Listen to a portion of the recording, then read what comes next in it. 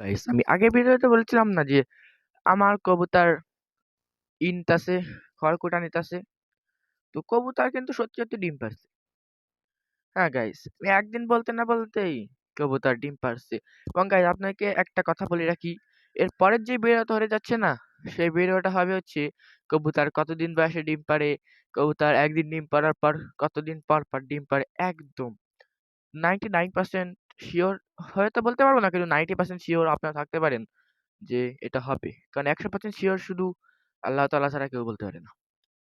তো গাইস, বিভিন্ন মনে করেন বিভিন্ন পরিবেশ দেখে না কবুতররা ডিম পাড়ে কতদিন পর পর। তারা যদি পরিবেশ ভালো রাখতে পারেন তাহলে কবুতর সকাল সকাল ডিম পারবে।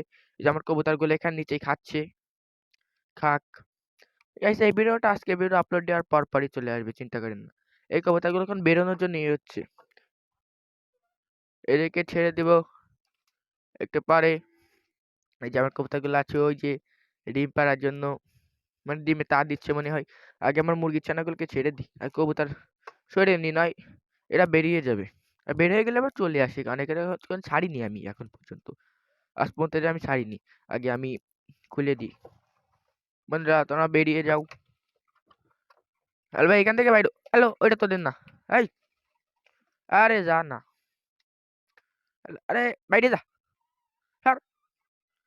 ধুর, লাঠি না আনলে না এদের কাজ হবে না। ওরা এখান থেকে কাচ্ছে। কিন্তু ভাই তোদের তোদের খাওয়ার জায়গা আলাদা। এই দাঁড়া আমি ভিডিওটাকে স্টপ করি, ওদেরকে বেরিয়ে দিয়ে আবার আপনাদের মাঝে ব্যাক করছি। এইমাত্র ওদেরকে বেরিয়ে দিলাম, আমার কবুতরগুলো বেরোনোর জন্য ই করছে। ওরা বাইরে থাকো, ওদের বাইরে খাবার দাবার সব দেওয়া আছে। এটা থাকুক, এদেরকে দিলাম ওইখানে পানি পটাচ্ছি। লাঠিটাকে তুই এদিকে লাঠি ছাড়া ওরা বেরোতে চায় না মোটেও। এবং গাইস এখন আপনার দেখায় সেই কবুতরটা ডিম নিয়ে বসে আছে। এখন অত বেশি ধারে যাব না, আগে এটা আটকিয়ে নি। এটা একটা লোহা মারা আছে, ওটা পৌঁছালে আহ, ওই সময় লাগবে না, থাক। এরা নিচে চলে আসছে, এরা মানে দরজা খুলতে লাগলেই চলে আসে, কারণ ওরা বেরোবে।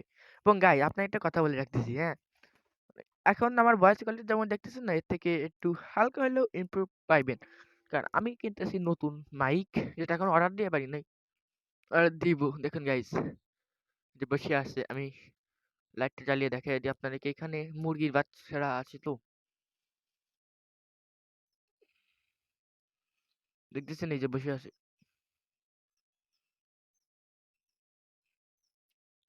আপনাকে আগেরবার বলেছিলাম না যে এটা ফানি টাইপের, যে আমার কবুতর এর জোড়া আলাদা হয়ে গেছে, নতুন জোড়া বেঁধেছে, সেই জোড়ারই।